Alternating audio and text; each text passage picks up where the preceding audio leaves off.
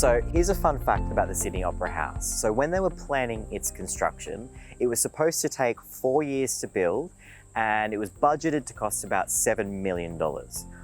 What actually ended up happening was quite different though. It actually took 14 years to build, and get this, it actually costed $102 million.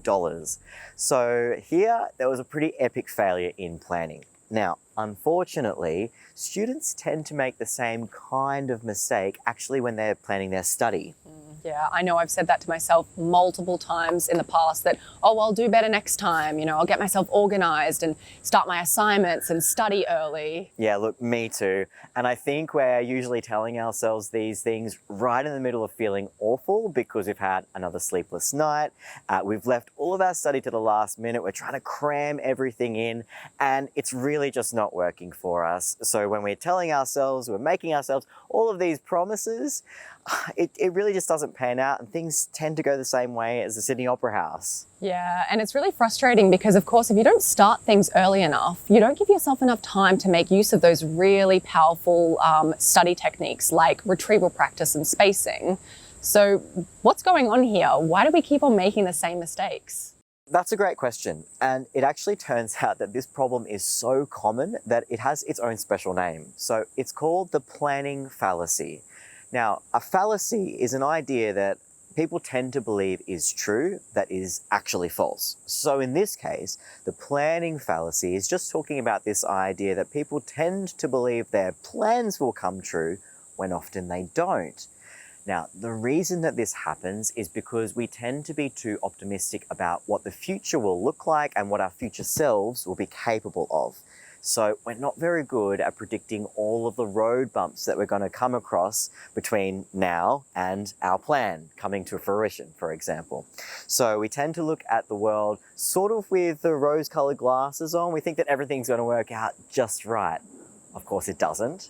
But what this means is that our plans tend to underestimate how long things will take and how hard they'll be. Yeah, and I think that's exactly what happened with the Sydney Opera House. The folks in charge of planning, they kind of assumed that everything would run smoothly and they failed to account for all the things that could go wrong, like delays due to weather, workers going on strike and, faulty materials, those kinds of things. That's exactly right. And when it comes to studying, students tend to make exactly the same kind of mistake. So when you know that you've got an exam coming up soon, it can be really tempting to make your plans on the basis of things like how much content there is to cover, how well you feel you understand it, and how much free time you think that you're going to have. But the problem with this is that things will inevitably get in the way. So that free weekend that you thought you had ends up being your friend's birthday. The content that you thought you understood quite well ends up being a little bit trickier than you realized, and suddenly you've run out of enough time to study. Yeah, so, what can be done though? Is there a way that we can remove the rose-colored glasses and improve our study habits? Yep, absolutely. So the first thing that we can do when we're trying to determine just how much time to plan to study is look to the past rather than the future. So think back to the last time you had an exam for the same or even just a similar kind of subject. Think about how much time you spent studying for that. And did you feel rushed?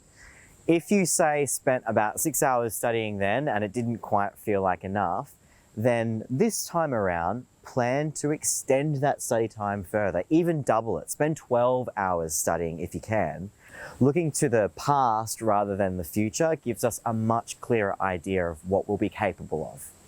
Step 2 is to make our plans more concrete. So despite our best intentions, we're not so good at sticking to plans that aren't nailed down.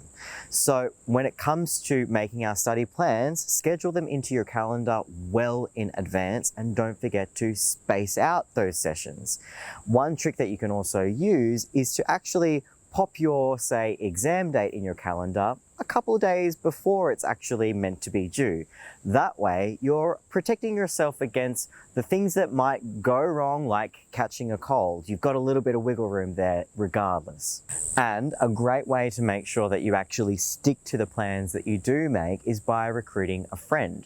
So by planning to study together, you can keep each other accountable, but also make really great use of retrieval practice by quizzing each other on the content. Yeah, well, that sounds really great. I guess we better get to work and start planning. That's right, sounds great.